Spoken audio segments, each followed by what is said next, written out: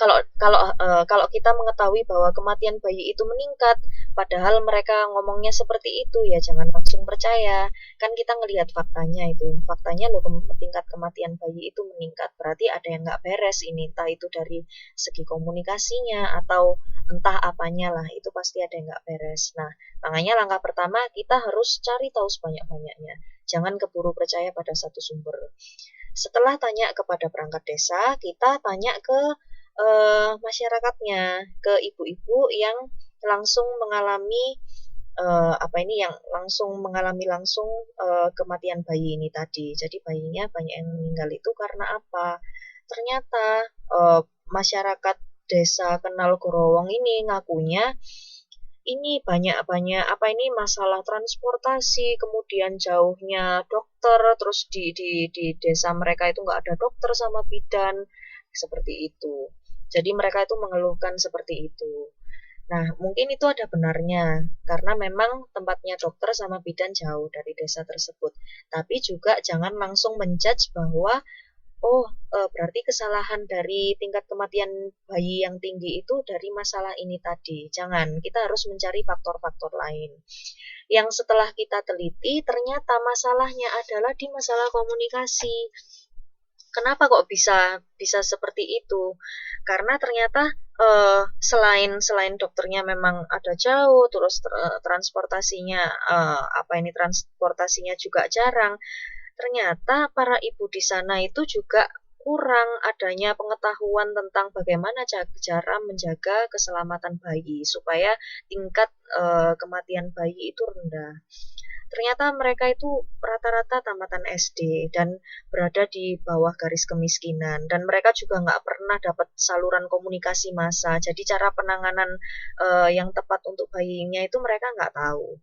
Nah, terus juga belum terdapat aliran listrik. Terus rata-rata penduduknya juga bekerja menggarap lahan sebagai petani bayaran gitu, petani subsistensi, asal cukup buat makan hari ini gitu aja. Nah, masalah inilah yang menjadi tanggung jawab kita. Kalau sudah tahu masalah terbesarnya itu ternyata adalah masalah komunikasi, nah dari sini ini kita harus menentukan langkah-langkah apa yang bisa kita tempuh gitu supaya masyarakat yang ada di desa Kenal Gorowong ini lebih paham, lebih melek lebih melek bayi gitu, lebih melek penanganan bayi gitu. Nah, dari situ kita bisa menentukan langkah-langkahnya ya. Gimana caranya untuk mencapai hidup sehat supaya bayinya juga sehat, dan bagaimana memelihara lingkungan yang sehat. Itu tugasnya kita untuk melakukan penyuluhan atau apalah itu untuk meningkatkan pengetahuan masyarakatnya supaya melek kesehatan itulah, supaya bayinya bisa sehat gitu. Nah, kalau dari situ kita bisa menganalisis. Jadi ada kebutuhan yang dibedakan menjadi dua di sini, yaitu yang kebutuhan yang sebenarnya sama kebutuhan yang dirasakan. Yang pertama itu tadi yang sebenarnya itu felt needs, sama kebutuhan yang dirasakan itu adalah real needs. Nah, kalau dari cerita yang penyuluhan itu tadi, rencana penyuluhan hidup sehat desa Kenal Gorowong itu tadi, kira-kira mana yang real needs dan kira-kira mana yang felt needs? Sudah jelas ya bahwa yang real needs-nya itu sebenarnya adalah kebutuhan hidup sehat itu tadi. Yang real needs-nya itu adalah penyuluhan itu tadi, bahwa informasi-informasi tentang bagaimana cara hidup sehat, bagaimana cara merawat bayi yang ada di kandungan, itulah real needs-nya. Ya, jadi yang sebetulnya yang mereka butuhkan itu adalah itu, pengetahuan-pengetahuan tentang hidup sehat. Itu yang sebenarnya mereka butuhkan. Tapi yang mereka rasakan adalah ya jelas tingkat kematian bayi tinggi. Orang dokter sama bidannya itu jauh, nggak ada di sini, ya jelas aja kita nggak bisa berbuat apa-apa, orang yang lebih tahu kan mereka. Nah, itu yang kebutuhan yang mereka rasakan. Wah, sebentar.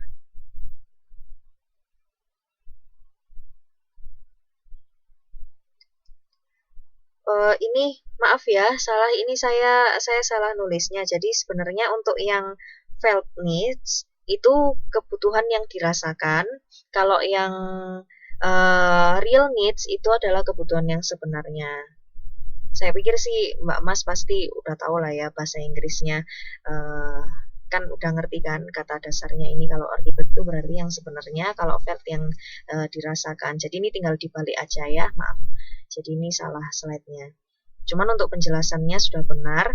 Untuk yang kebutuhan yang sebenarnya oleh masyarakat desa Kenal Gorowong itu tadi adalah penyuluhan. Bagaimana pengetahuan tentang cara hidup sehat itu adalah yang sebenarnya untuk mereka, kebutuhan yang sebenarnya.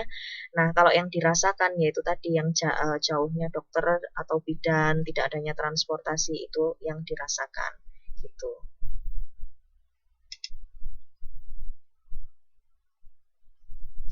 Nah, terus dari identifikasi masalah itu tadi, kita beralih ke berikutnya, ke perumusan tujuan komunikasi.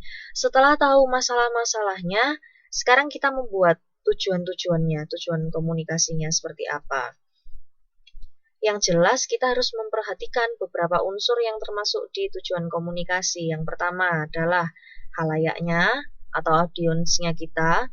Kemudian jumlah cangkupan halayaknya itu tadi, dan yang ketiga adalah tempat domisili halayak, dan yang terakhir adalah perubahan perilaku yang diinginkan.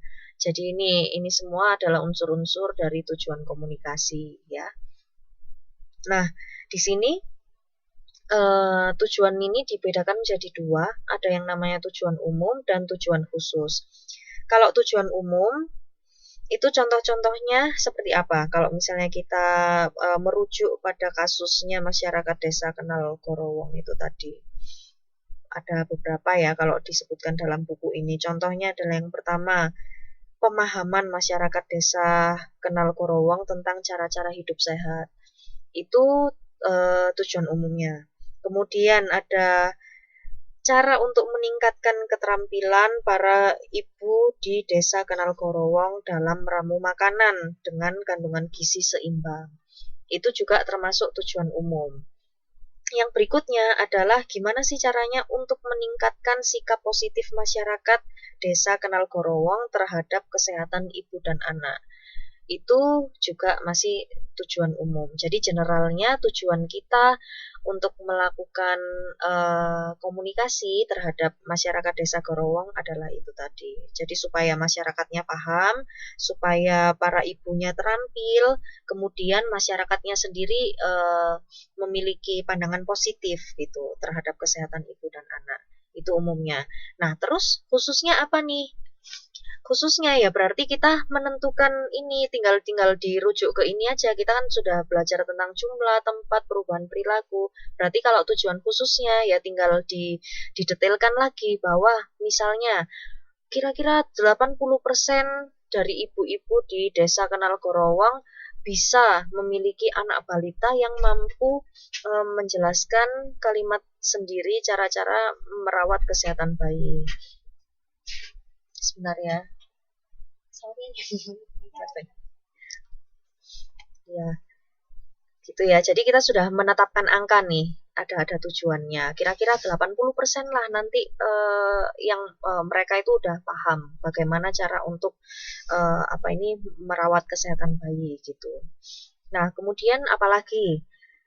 Tujuan saya adalah 80% kira-kira ibu-ibu di desa Kenal Gorowong yang punya bayi mampu membuat menu makanan sendiri tapi dengan standar gizi seimbang gitu. Kembali ya kita menentukan jumlah persen itu tadi. Karena kita harus menentukan tujuan khusus ini dengan detail.